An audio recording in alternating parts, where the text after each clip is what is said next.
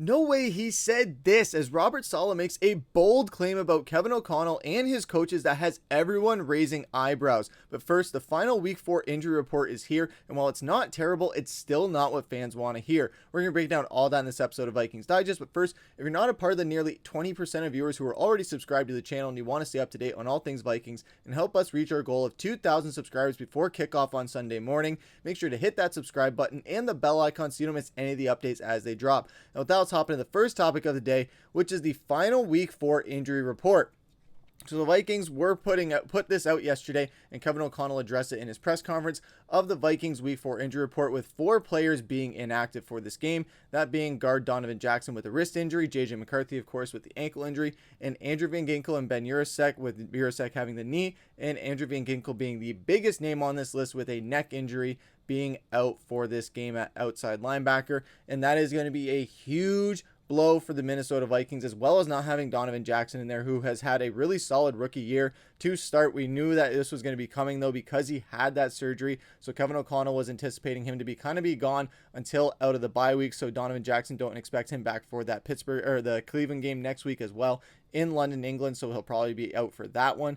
But then you have Andrew Van Ginkel being the biggest headline out of this injury report, because Kevin O'Connell did say, while he isn't going to play, this is not something that we anticipate being anything that can have a long-term impact on him. He just came out of the game with some residual issues, and we just want to make sure we're smart. He's doing well, really well today, and this is a really good sign for Vikings fans and for the Vikings organization, because Andrew Van Ginkel is one of our best players. He is a beast at outside linebacker, and of course you want him on the field every single Sunday.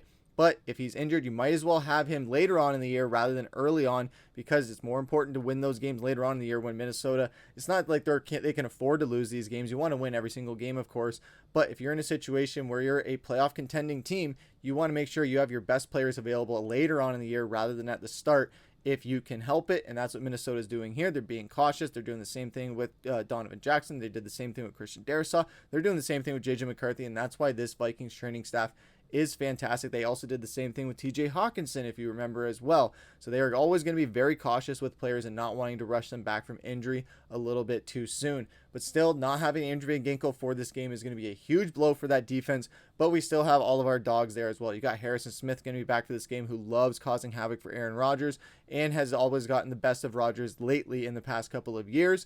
Then you have Isaiah Rodgers coming off of a massive Defensive Player of the Year worthy performance last week against the Cincinnati Bengals. Then, of course, you have that front seven as well. And then there's just everything to do on the linebacker side of things as well. So there is a lot of things to look forward to for this Vikings matchup. Even though Andrew Van Ginkel will not be in, he will be back sooner rather than later.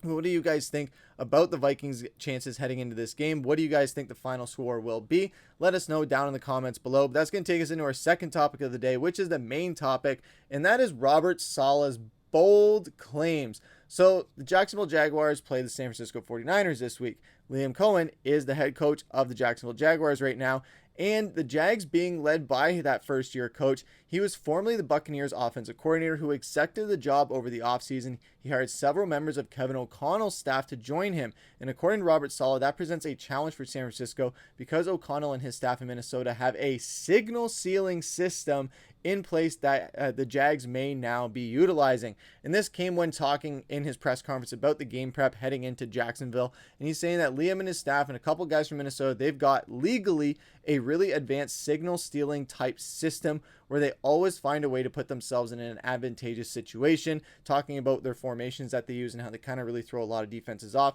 And then also he said that it's not just Liam Cohen and Kevin O'Connell, it's also Sean McVay and Kyle Shanahan. Anyone came from that tree? Well, guess what? Robert Saleh, you coached with Kyle Shanahan, so you know these things are happening. So that is the first thing that really stuck out to me when I read about these comments, is that, buddy, you coached with Kyle Shanahan in San Francisco before. You know how he operates, so you know that his disciples probably going to operate that same way. I'm sure Zach Taylor probably does this as well. Cliff Kingsbury probably does it to an extent, or did do it when he was the coach in Arizona. So with them being able to legally do it, I don't necessarily see what the problem is. It's not that it didn't seem like he was speaking on it being as if it's a problem as far as a scandalous thing is concerned. He just more meant it as a problem for defenses to have to account for and adjust for. But that's the NFL. You're going to be changing things on the fly. And with signals, it's not going to be the same signal every single week. So you have to change it up. That's where the strategy comes in place. That's where outsmarting your opponent comes in place, and it's not necessarily a Spygate situation. But O'Connell and Cohen did cross paths with each other in 2020 with the Los Angeles Rams, as O'Connell was the team's OC while Cohen was the assistant quarterbacks coach. After O'Connell took the Vikings head coach job in 22, Cohen ended up returning to the Rams to succeed him as their OC.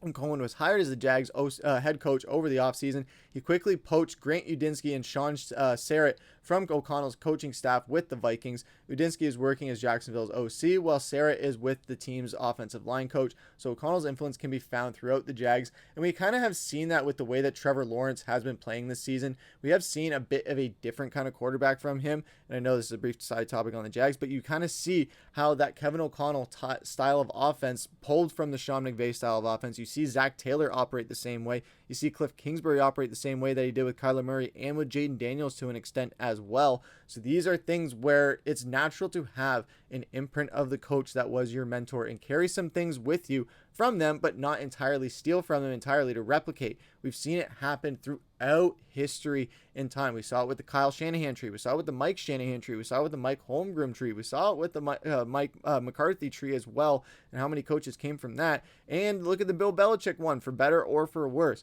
So there's been many examples of coaching trees and their disciples that go out and branch out on their own. They try and keep the identity of their previous successor, or their previous mentor, and try and implement it in their own way with their new offense and try and improve upon it in the way that their mentor probably wasn't open to. There's probably things that Kevin O'Connell saw in the way Josh McDaniels was calling plays eventually in New England, or even the way that Bill Belichick operated, that he saw. He said, hey, as a head coach, I want to take some things from Bill, but there's some things I want to be that's my own, that isn't necessarily his style and more my style. It's natural for coaches to do that. Sean McVay did that in perfect fashion. That's why he has a Super Bowl and Kyle Shanahan doesn't. That's why a lot of guys have a Super Bowl and RObert Saleh does not have one yet as a head coach or as a coordinator. So it's been a bit of a road to get over that hump for him. So it's just a matter of him having to just game plan for different players and making sure that he can have the best defense available.